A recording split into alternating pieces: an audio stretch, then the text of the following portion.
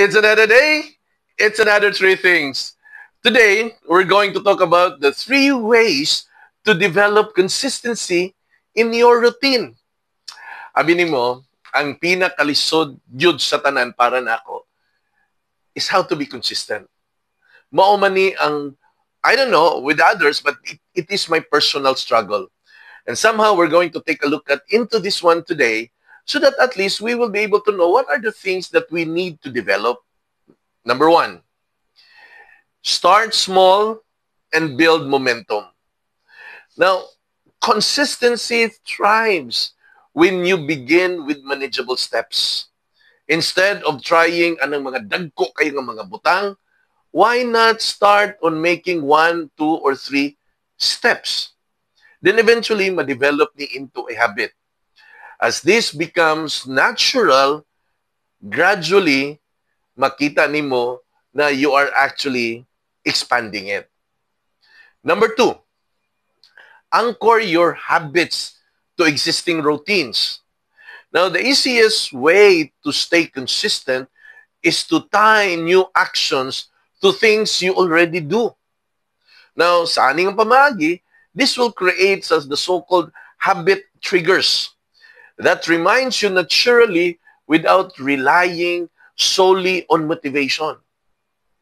And lastly, number 3, track progress and stay accountable. Now, as what they said, what gets measured gets managed and it gets done.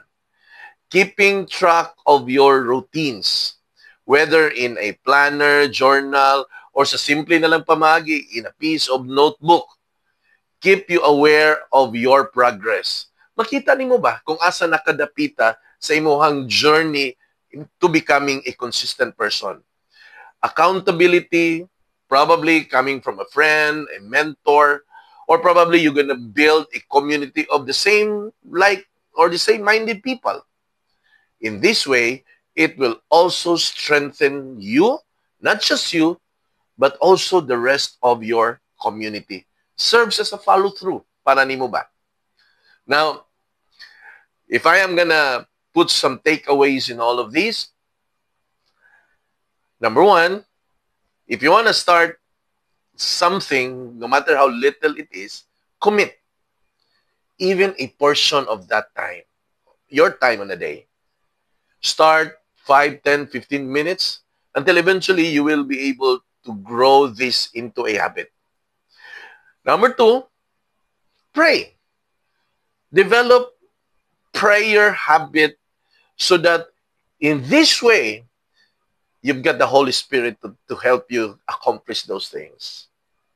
And lastly, pangita o person na pwedeng mo correct nimo or pwedeng mo remind nimo on the things that you need to develop on yourselves.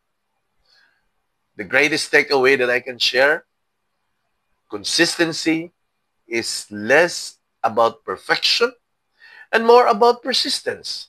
Showing up daily, even in small ways, until it becomes part of who you are. Till next, bye!